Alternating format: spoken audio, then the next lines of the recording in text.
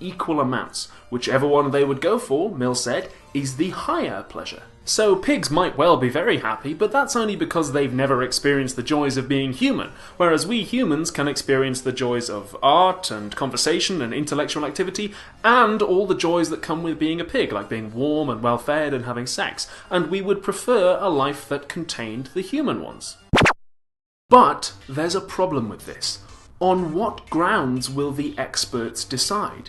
If they're offered two pleasures of equal amounts, and they make some non-arbitrary choice between them, then there must be something else of value entering the picture which informs their decision. We've departed from hedonism. We've given up on the idea that pleasure is the only thing that's intrinsically valuable, because now there must be something else entering the picture of value that enables the experts to make their decisions. And note that we only got this far because we accepted the core idea of hedonism, which is that pleasure is the only intrinsic good.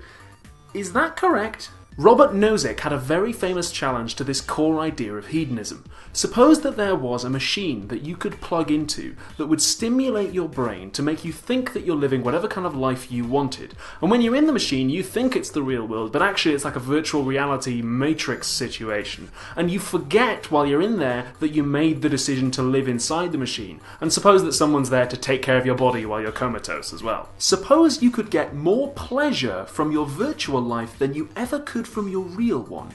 Would you plug in? Or maybe a less loaded way of asking that question would be, would a life inside the experience machine be good? If you think that it would, then you don't have any intuitive problems with hedonism.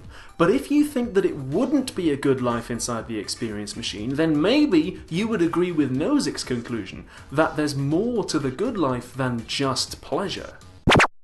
There's one more twist in the hedonism tale that we need to be aware of. Lots of very different experiences come under the umbrella term of pleasure. The pleasure of eating a delicious ice cream is quite different from the pleasure of listening to your favourite song, and it might seem difficult to say that those two quite different mental states are actually the same thing. So we need to say a little bit more about what pleasure is before we can say that the good life is full of it. Hence, Derek Parfit introduces preference hedonism, according to which pleasure just means any mental state that you want to be in.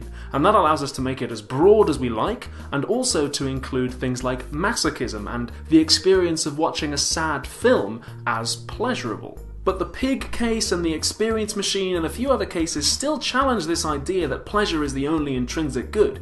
Now, personally, I think that some form of preference hedonism is probably on the money. I think that it's correct, and I've written essays at university defending it, although of course I'm just waiting for some argument to come along and change my mind. What do you guys think? Is pleasure what makes life good? Next time we could either do what is fate, which is quite an easy one, or we could do how many objects are there, which is some pretty hardcore metaphysics. For more philosophical videos every Friday, please subscribe. This episode was sponsored by Scott Eichler, DJ McIsaac, Looking Glass Universe, Rich Clark, and a bunch of other people whose names are in the description. So thank you to all of you guys for sponsoring the show, and if you'd like to sponsor the show in exchange for rewards and shoutouts, then you can find me on Patreon. Last time we were talking about suicide and whether it's right to prevent someone from killing themselves, so minor trigger warning for the rest of the video. I want to say thank you to everyone who shared their experiences underneath that video and everyone who talked about it in a sensitive way and offered their support. You guys should really be proud of yourselves. One quick thing, the phrase committing suicide is a hang-up from the days when suicide was a crime, and it's seen as attributing a little bit of blame to people who do die in that way. A few people were using it, so if you go on to discuss suicide in other places, maybe consider being sensitive to that connotation and perhaps using a different phrase if that's not what you want to do. Okay, so let's see what you guys had to say. Mal Wershaw said we should just be utilitarian about this, and if someone killing themselves is going to decrease overall suffering, we should allow them to do that. Well, the trouble with that argument, and it's something that Glover, the philosopher we were discussing, actually points out, is that you can apply it in cases where somebody doesn't actually want to die. Once you get rid of autonomy, it's very difficult to get it back. Michael Constantine asked, well, why should we care about autonomy? That's a fair question. There are a few different answers you could give to that. You could be Kantian about it and say that being autonomous is just part of what it is to be a person. So if you are going to respect people, of which you are one, you must respect their autonomy. Alternatively, you could say that when you disrespect people's autonomy, they suffer. People suffer when they don't get what they want. In fact, the preference hedonist would say that not getting what you want and pain are actually literally the same thing. And then, of course, you get into the issue of, well, which is going to have less suffering here? That's a very, very good question. Well done for bringing it up. A few people said that contemplating or attempting suicide is always or usually a clear indication that someone isn't in their right mind, and therefore you can override that desire without impacting their autonomy because it isn't ever what they really want. But other people, for some reason particularly on Reddit, brought up examples of perfectly clear-headed people who do want to die. For instance, Japanese honor suicide.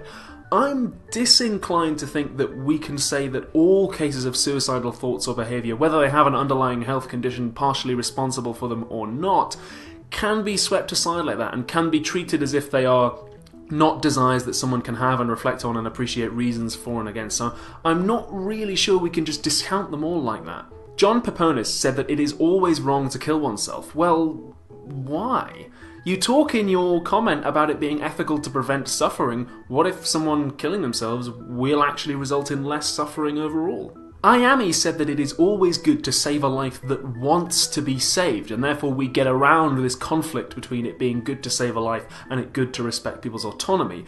Well, that's a nice idea, but wouldn't that mean that it is not good to save the life of someone who is unconscious? Like, if you're in a coma in a burning building, is it good for me to save your life? Because you don't actually want your life to be saved. You don't want anything. You're unconscious. And you might well say, well, you know, they would want it if their brain was functioning as it normally functions, but then what would stop you from saying that in some of the other cases we were talking about where people don't have their brains functioning in the way they usually do? The Republic of Algeria tried to outline a legal process by which people could say as a matter of public record that they wanted to die and list their reasons for it so that there would be no ambiguity about whether they were giving consent and about whether or not it was what they really wanted. And that's an interesting and creative idea. I do quite like it. I guess someone could probably say in response that forcing someone to go on public record and state multiple times the reasons that they wanted to die, like in front of a police officer or something, might actually increase their overall suffering. Like, we know that people who have to give accounts of the trauma they've suffered in court, but causing them to relive that experience is actually quite painful. And also, I guess you might get people saying, oh, well, you know, I feel a little bit better today, but I've already started this whole legal process of me killing myself. I may as well go through with it now because otherwise I'm just wasting everybody's time. That's all the time we've got this week. Thank you very much for watching, and I will see you in the next episode. Bye!